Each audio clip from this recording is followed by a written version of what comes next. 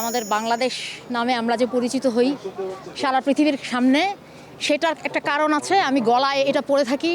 এটা যেই দেশের চিহ্ন, তারা এখনও স্বাধীনতা পান নাই, তাদের একটা রাষ্ট্র নাই, আমাদের আছে। তাই আমার কাছে বাংলাদেশের এই দিনটা 16ই ডিসেম্বর আমাদের যে বিজয় দিবস, এটা আমার কাছে অনেক বড় মানে রাখে এবং আমি সবসময় প্রার্থনা করি আমাদের মতন ফিলিস্তিনেরও যেন একদিন স্বাধীনতা আসে। আর আজকের বিজয় দিবসের মূল উদযাপনের ব্যাপার হলো আমরা কোনো দিন এই কৃতজ্ঞতার কথা কোনো প্রজন্মের কাউকে ভুলতে দেব না যে আমাদের মুক্তিযোদ্ধারা আমাদেরকে এই পরিচয় এনে দিয়েছে। অনেক অনেক ত্যাগ স্বীকার করে আমাদের বীরাঙ্গনারা, আমাদের শ্রমিকরা, আমাদের সৈনিকরা, অসংখ্য মানুষের অনেক ত্যাগ। আজকে অনেকে এই কথা ভুলে যেতে চায়, এটা খুবই ব্যথার বিষয়। এটা কোনো মতেই হতে দিতে পারবো না আমরা কেউ, কোনো মতেই।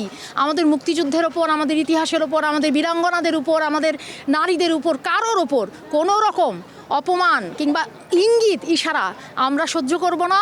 এই কথাটাই আমরা এই আজকের বিজয় দিবসের সবচেয়ে বড় গুরুত্ব এখানেই, যে আমরা শুধু এই বিজয় দিবসের দিনে না, আমরা যেন প্রতিদিন আমাদের এই ইতিহাসকে বহন করি, বাংলাদেশ হয়ে যেন বাঁচি প্রত্যেক দিন।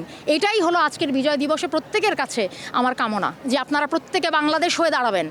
বাংলাদেশকে মুছে দেওয়া কারোর পক্ষে সম্ভব না, কখনোই সম্ভব না, কিন্তু সম্ভব যদি আপনি মুছে দেন।